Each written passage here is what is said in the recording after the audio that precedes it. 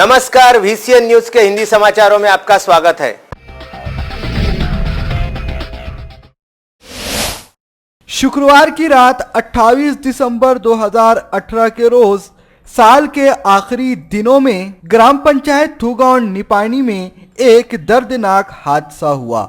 इस हादसे में रात लगभग 9:30 बजे ग्राम पंचायत की सीमा अंतर्गत आने वाले निपानी में एक भीषण आग लग गई। इस आग में किसान बड़ीराम जी बालसरे रहवासी थूगांव निपानी व जैन मंगलदास इन दोनों के ही घरों में आग लग गई और इस आग से दोनों के ही घर पूरी तरह से जलकर खाक हो गए। इस भयावह आग में किसान बड़ीराम जी बालसरे व उनकी पत्नी मीराबाई किशन जी बालसरे इनकी आग में ही जलकर मृत्यु हो गई। इसके साथ साथ इस आग में किसान बड़ीराम जी बालसरे इनकी 6 बकरियां भी इस आग में जलकर खाक हो गई। आग इतनी खतरनाक थी कि पूरा गांव इस आग को जलाने में लगा था, लेकिन फिर भी काबू पाने में 1 घंटा लग गया। जब इस आग के लगने की खबर गांव वालों को लगी तब उन्होंने ग्राम पंचायत के अग्निशमन विभाग को भी सचेत किया, लेकिन अग्निशमन विभाग ने वहां पहुंचने में बहुत देर लगा दी। इस कारण गांव वालों ने खुद ही इस आग को किसी तरह से काबू में लिया, लेकिन तब तक बहुत देर हो चुकी थी। इसमें 2 लोगों की और 6 बकरियों की जानें जा चुकी थी। VCN न्यूज़ के लिए नीलेश लोंकर की रिपोर्ट।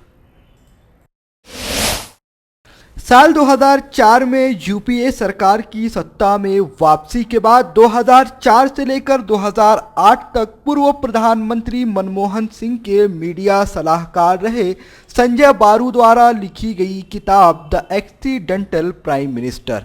इस किताब का विमोचन संजय बारू ने 2014 में किया था। उसके बाद से ही इस किताब पर फिल्म बनने की चर्चाएं गर्म थी। आखिरकार अनुपम खेर के लीड रोल में the accidental prime minister film को पर्दे पर उतारने की तैयारी पूरी हो चुकी है। सेंसर बोर्ड हरी झंडी भी दे चुका है।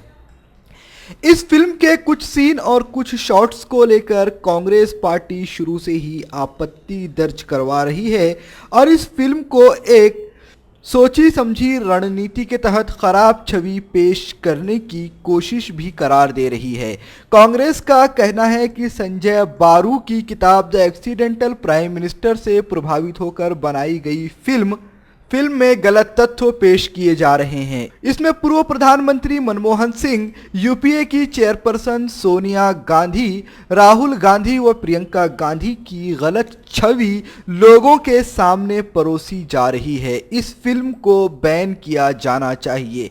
आपको बता दें कि द एक्सीडेंटल प्राइम मिनिस्टर यह फिल्म यूपीए सरकार के कार्यकाल पर आधारित है और यह फिल्म अपने पूरे टाइम में पूर्व प्रधानमंत्री मनमोहन सिंह, यूपीए चेयरपर्सन सोनिया गांधी, राहुल गांधी और प्रियंका गांधी के इर्द गिर्द ही घूमती नजर आ रही है।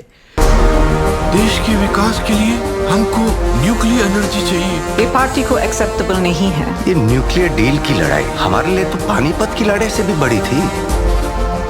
सरकार देश की न्यूक्लियर आजादी का सौदा कर रही है। मैं देश को बेचूंगा।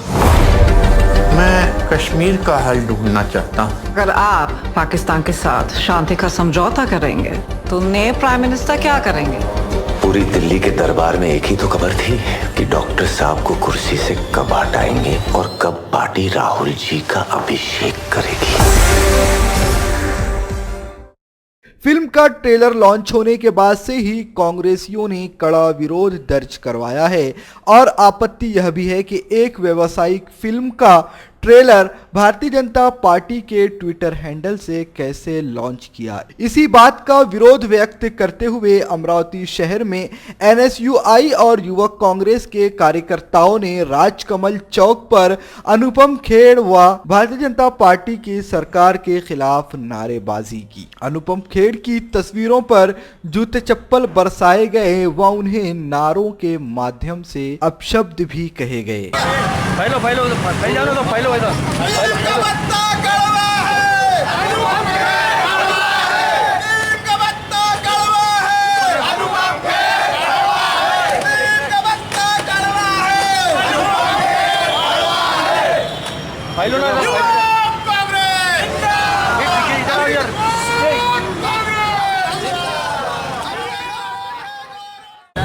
कश्मीर राय बोले, जिल्हा उपाध्यक्ष युवक काँग्रेसच्या वतीनं आज जाहीर the accidental of prime minister या चित्रपटाचा जाहीर निषेध करतो। यात जे आमच्या काँग्रेस पक्षाविषयी यांनी आमच्या पक्षाची प्रतिमा मलिन करण्यासाठी या BJP सरकारने जे फाउंडिंग करून ह्या चित्रपटाचं रिलीज करण्याचा प्रयत्न केलेला आहे। आमचं असं म्हणणं आहे की हे आमच्या जनतेचे पैसे, हे आमच्या गोरगरिबांच्या कष्टाचे पैसे हे अशा फालतूच्या पिक्चर रिलीज करण्यात आणि काढण्यात लावण्यापेक्षा जर ते ह्या पैशांचा सदुपयोग जर शेतकऱ्यांना कर्जमाफी देऊन, युवकांना रोजगार देऊन जर केला तर याचा चांगला लोकांमध्ये काय म्हणते आपला मेसेज जाऊ शकते। पण असे थोपकाड कामं करून काँग्रेस पक्षाला दाबण्याचा यांनी जो प्रयत्न केला हा युवक काँग्रेस खपवून घेणार नाही। राष्ट्रसंत तुकडोजी महाराज व वैराग्य मूर्ति संत गाड़गे बाबा के विचारों से प्रभावित होकर समाज में समाज सेवा की एक अलग लौ जलाने वाले पूजनीय संत अच्युत महाराज की याद में संत गाड़गे बाबा मंच की ओर से एक साहित्य मेले का आयोजन किया गया, जिसमें संत अच्युत महाराज के किए गए कार्यों को याद किया गया और यह बताया गया कि किस तरह से संत अच्युत महाराज ने अपनी कार्यशैली और अपनी घोर निष्ठा के चलते समाज में एक नई राह निर्माण की। संत अच्युत महाराज की कल्पना से उन्होंने जो एक छोटा सा सेवा संस्थान शुरू किया था, आज वह कैंसर हॉस्पिटल के रूप में एक विशाल वृक्ष का रूप ले चुका है, जिसमें अब तक 900 से ज्यादा लोगों की ओपन हार्ट सर्जरी हो चुकी है और कई लोग इस हॉस्पिटल से लाभ ले रहे हैं। संत अच्युत महाराज को याद करते हुए उनकी याद में तरह तरह की पुस्तकें लाकर एक विशाल साहित्य मेले का आयोजन किया गया था, जिसका मकसद था कि लोगों को समाज सेवा व धर्म सेवा से जुड़े रास्तों से जोड़ा जा सके, ताकि लोगों में वंदनीय महाराज और अपने पूर्वजों के संस्कार सलामत रहें। वंदनीय संत अच्युत महाराज यांचे कार्य फार अलौकिक आहे। वंदनीय संत अच्युत महाराजांनी जी समाजसेवा केली आणि जी ग्रंथसंपदा प्रबोधनाच्या दृष्टिकोनातून निर्माण केली, यासाठी संत गाडगेबाबा मंडळाच्या वतीने आम्ही दरवर्षी साहित्य संमेलनाचे आयोजन करीत आहे।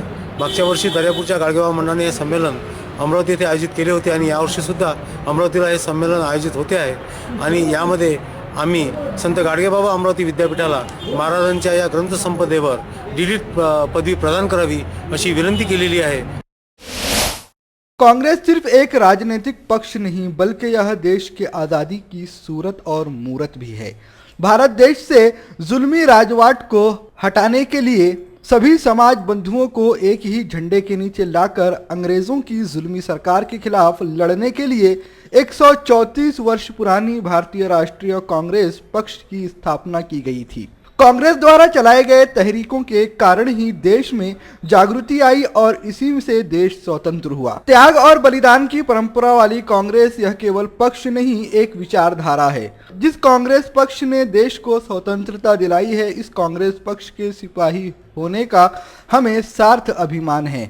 ऐसा प्रतिपादन पूर्व विधायक राणा दिलीप कुमार सानंदा ने व्यक्त किया। 28 दिसंबर 2018 को राष्ट्रीय महात्मा गांधी उद्यान खामगांव में राष्ट्रीय कांग्रेस पक्ष का 134वां स्थापना दिवस बड़े ही हर्षोल्लास के साथ मनाया गया। इस अवसर पर पूर्व विधायक राणा दिलीप कुमार सानंदा ने राष्ट्रपिता महात्मा गांधी के पुतले को पुष्पहार भी अर्पित किया। इस अवसर पर आयोजित कार्यक्रम में बोलते हुए उन्होंने प्रतिपादन किया। इस कार्यक्रम में संतोष टाले, प्रवीण कदम, सुरजीत कौर सलूजा, अशोक मुड़े, बबलू पठान, भारती ताई पाटिल, सरस्वती ताई खाड़से, माया ताई तिवारी, इब्राहिम खान, सुभान खान, अब्दुल रशीद, अब्दुल लतीफ, मनीष देशमुख, विश्वपाल सिंह जाधव, धनंजय देशमुख, विजय काटोले आदि प्रमुखता से उपस्थित थे। आगे बोलते हुए राणा दिलीप कुमार सानंदा ने कहा कि सत्ता ही लोगों में सेवा का साधन है। ऐसे तत्व के रूप में कांग्रेस ने देश को व कारोबार को यशस्वी पणों में संभाला, लेकिन 2014 के चुनाव में विरोधियों ने बड़े बड़े दिवास्प्रो दिखाकर भूल थापा देने के कारण कांग्रेस के हाथ से सत्ता गई। इस बीच कांग्रेस पक्ष की ओर से गरीब, वृद्ध, महिला और पुरुषों को ठंड से बचने के लिए कंबल भी वितरित किए गए। VCN न्यूज के लिए खामगांव से वरिष्ठ प्रतिनिधि फारूक सर की रिपोर्ट। अमरावती शहर तो अंबा देवी की पवित्र नगरी के नाम से जाना जाता है, लेकिन मौजूदा वक्त में अगर इस अमरावती शहर को गड्ढों का शहर भी कहा जाए तो बिल्कुल भी गलत नहीं होगा। अमरावती शहर की हर एक सड़क जो अभी नई निर्माण हुई है, अगर उन्हें छोड़ दिया जाए तो गड्ढों से लबरेज नजर आती है। फिर चाहे इस गड्ढे से राह चलने वालों को कितनी ही तकलीफें हों, फिर चाहे यह गड्ढा अमरावती शहर का दिल कहे जाने वाले राजकमल चौक पर ही क्यों ना हो। महानगर पालिका की इमारत राजकमल चौक से सटी हुई है। महानगर पालिका के बड़े अधिकारी व सत्ताधारी दल और इलाके के पार्षद हमेशा ही इस रास्ते से गुजरते होंगे, लेकिन यह रास्ता उन्हें दिखाई नहीं देता। सिर्फ और सिर्फ सत्ता के ठेकेदारों को वह चीजें दिखाई देती है जो उन्हें मीडिया में चमका दे। पुनीत सोनी जी, यह आपका इलाका कहलाता है, आप क्या कर रहे हैं? क्या आपकी जिम्मेदारी नहीं कि यह जो राजकमल चौक पर गड्ढा नजर आ रहा है आप उसे बंद करवाएं? और दूसरी तस्वीर में आप देख सकते हैं कि लोहे की जो जाली गडर पर लगाई गई है वो कितना ज्यादा खतरनाक रूप धारण कर चुकी है। सलाखें टूट चुकी हैं व मुड़ चुकी हैं। लोग इस पर से गुजर रहे हैं। गाड़ियां पंचर हो सकती हैं या फिर टकरा कर गिर भी सकती है, लेकिन किसी की जान की परवाह करने वाले आप कौन होते हैं? आपको तो बस परवाह अपने वोटों की है। यह सिर्फ आपकी समस्या नहीं है, आपके पहले जो नगर सेवक आए होंगे या आपके बाद जो आएंगे उनकी भी समस्याएं यही रहने वाली है कि जब जनता से वोट मांगने का समय आए मीठी मीठी बातें कर ली जाएं और फिर उसके बाद आने वाले 4.5 साल जनता के कामों से परहेज कर लिया जाए। पुनीत सोनी जी, उम्मीद है कि इस न्यूज़ को देखने के बाद आप राजकमल चौक व उसके आसपास आपके प्रभाग में हुए इन गड्ढों का संज्ञान लेंगे और जल्द से जल्द इन्हें बंद करने की बेहतर व्यवस्था करेंगे। श्रद्धा फैमिली शॉपिंग में जाएंगे हम सभी, साड़ियों की नई डिजाइन देखो यहीं से लाएंगे। श्रद्धा फैमिली शॉपिंग में जाएंगे हम सभी, लेडीज जेंट्स बच्चों की हर फैशन लाएंगे सभी। फैशन के सफर में आप भी आगे ही आगे बढ़ते चलिए, क्योंकि बिजीलैंड का सबसे बड़ा आलीशान भव्य showroom Shraddha family shopping and mall, Busyland complex, Nandgaon Peth, Amravati.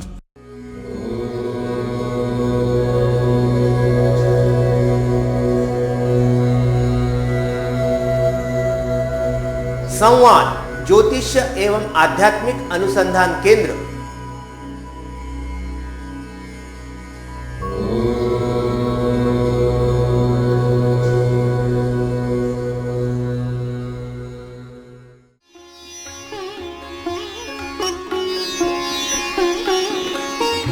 समृद्ध जन्म कुंडली के अनुसार करें अपने व्यक्तित्व का निर्माण, अपने बच्चों की परवरिश करें उनकी जन्म कुंडली एवं ज्योतिष परामर्श के अनुसार। विस्तृत फलादेश के साथ जन्म कुंडली का नया स्वरूप, ग्रहों की शांति के विभिन्न उपाय। संवाद ज्योतिष एवं आध्यात्मिक अनुसंधान केंद्र, अंबा देवी मार्केट, अंबा देवी, अमरावती।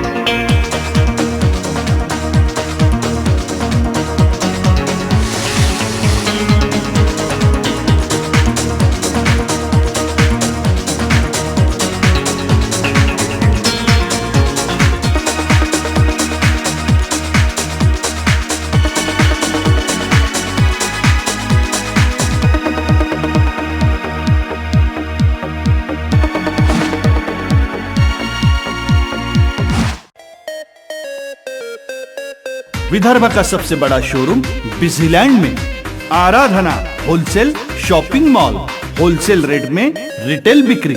आराधना संपूर्ण लग्न बस्ता, बनारसी शालू, डिझायनर साड्या, घागरा ओढणी, salwar suit, dress material, readymade coat, suiting shirting, teenage wear, kids wear, fashion jewellery, lifestyle, shoes व सैंडल, होम डेकोर, मैचिंग।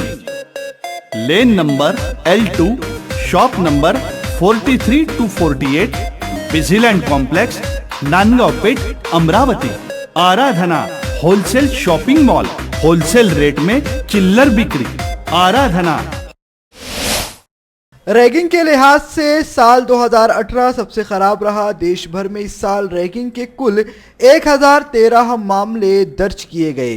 पिछले साल के मुकाबले यह आंकड़ा 12% ज्यादा है। वर्ष 2017 में रैगिंग के कुल 901 प्रकरण दर्ज किए गए थे। महाराष्ट्र में ही इस साल रैगिंग के मामले में रिकॉर्ड वृद्धि दर्ज की गई है। पिछले साल के मुकाबले राज्य में रैगिंग के मामले में 15% तक की बढ़ोतरी दर्ज की गई है। राज्य में इस साल रैगिंग के कुल 53 मामले सामने आए हैं। पिछले साल यह संख्या 40 थी। नेशनल एंटी रैगिंग हेल्पलाइन के ताज़ा आंकड़ों के अनुसार बीते सालों के दौरान महाराष्ट्र में यह पहली बार है जब रैगिंग के रिकॉर्ड मामले सामने आए हैं। हालांकि प्रकरणों की संख्या के लिहाज से उत्तर प्रदेश इस साल भी टॉप पर है, जबकि दूसरे व तीसरे नंबर पर पश्चिम बंगाल व मध्य प्रदेश हैं। महाराष्ट्र इस साल 7वें नंबर पर है। Maharashtra provision of ragging act 1999 में दोषियों के खिलाफ 2 साल की सजा व 10,000 रुपए तक की सजा का प्रावधान है। साथ ही दोषी छात्र को संस्था से निकाला भी जा सकता है और उसे अगले 5 साल तक किसी भी संस्था में प्रवेश नहीं मिलेगा। इसके साथ ही विश्वविद्यालय अनुदान आयोग ने भी कड़े नियम लागू कर रखे हैं। यूजीसी ने 2 दिन पहले ही एक बार फिर से रैगिंग की रोकथाम को लेकर संस्थानों को सख्त निर्देश जारी किए हैं। यूजीसी ने जारी नोटिस में साफ कहा है कि यदि कोई संस्थान रैगिंग की घटनाओं को रोकने या दोषियों के खिलाफ कार्रवाई करने में नाकाम रहता है तो यूजीसी खुद अपने स्तर पर कार्रवाई करेगा। अमरावती शहर में सर्द हवाओं ने अपना कहर बरपा रखा है। पिछले 24 घंटों में अमरावती शहर के न्यूनतम तापमान में लगातार गिरावट दर्ज की जा रही है। अमरावती शहर में 28 दिसंबर की रात में न्यूनतम तापमान 7 डिग्री सेल्सियस पर पाया गया। पिछले कुछ दिनों में पारे में थोड़ा सा उछाल देखा गया था और अमरावती शहर के लोगों को सर्द से थोड़ी राहत महसूस हुई थी, लेकिन दिसंबर महीने का अंत आते आते 2018 के आखिर दिनों में एक बार फिर से अमरावती शहर शीत की चादर तले ढका हुआ नजर आ रहा है। लोग सर्द से निजात पाने के अलग अलग रास्ते ढूंढ रहे हैं। अमरावती शहर में शीत का असर लगातार बना हुआ है। उत्तर से आने वाली सर्द हवाओं और शुष्क वातावरण की वजह से कड़ाके की ठंड शहर में पड़ रही है। सिर्फ अमरावती ही नहीं बल्कि विदर्भ के सभी जिलों में इन दिनों ठंड का भारी कहर देखा जा रहा है। नागपुर का न्यूनतम तापमान 5.7 डिग्री दर्ज किया गया। उसके साथ ही अकोला, बुल्ढाना, गोंदिया संयुक्त रूप से 8.5 डिग्री सेल्सियस के इर्द गिर्द घूमते हुए नजर आए। वहीं वाशिम में न्यूनतम तापमान 9 डिग्री व यवतमाल, ब्रह्मपुरी, चंद्रपुर में 10 डिग्री, वर्धा में 10.5 डिग्री सेल्सियस तापमान दर्ज किया गया। साल 2018 का अंतिम समय अब आ चुका है। बस एक दिन और उसके बाद साल 2018 हम सभी से रुखसत होने वाला है। लेकिन साल 2018 अमरावती शहर वासियों के लिए कई उतार चढ़ाव लेकर के आया। अमरावती शहर ने कई धरने आंदोलन देखे तो कई बार अमरावती शहर के लोगों ने अपनी आंखों से शहर की कानून व्यवस्था को तार तार होता हुआ भी देखा। अमरावती शहर में इस साल गुनाह का स्तर पिछले सालों की मुकाबले बढ़ा हुआ नजर आया, लेकिन अमरावती शहर पुलिस आयुक्तालय की तरफ से कोई ऐसी बड़ी कार्रवाई नहीं देखी गई जिससे कि गुनाहगारों के हौसले पर चोट लगाई जा सके। पुराने सीपी का तबादला हुआ, नए सीपी भी आए, लेकिन 6 महीना गुजर जाने के बावजूद भी नए सीपी से जिस कार्य की उम्मीद थी वो अमरावती शहर को देखने को नहीं मिला। अमरावती शहर में हर एक काले धंधे खुले तौर पर चालू हैं, लेकिन सीपी कार्यालय से क्या कार्रवाई की जा रही है, इससे अब तक अमरावती शहर की जनता नाकाम है। नया साल आने वाला है, कुछ दिनों बाद 2019 में हम प्रवेश कर जाएंगे, लेकिन क्या 2019 भी अमरावती शहर में गुनाह के स्तर को बढ़ावा देने के लिए आएगा? इसके बारे में शहर के पुलिस डिपार्टमेंट को सोचना चाहिए, क्योंकि पिछले दिनों जो भी हादसे हुए या जो भी गुनाह कुछ असामाजिक तत्वों की ओर से किए गए, उससे कहीं ना कहीं शहर में पुलिसिया विभाग का इकबाल जरूर डामाडोल हुआ है। पुलिस को अपना इकबाल वापस बनाने के लिए ठोस कार्रवाई करनी होगी। आखिर शहर के नए सीपी कब तक कार्यक्रमों में फीता काटते रहेंगे? समाचारों में अब वक्त हो चला है आपसे विदा लेने का। विदर्भ से जुड़ी तमाम जानकारी जानने के लिए देखते रहिए विदर्भ का सर्वश्रेष्ठ न्यूज चैनल VCN न्यूज। नमस्कार।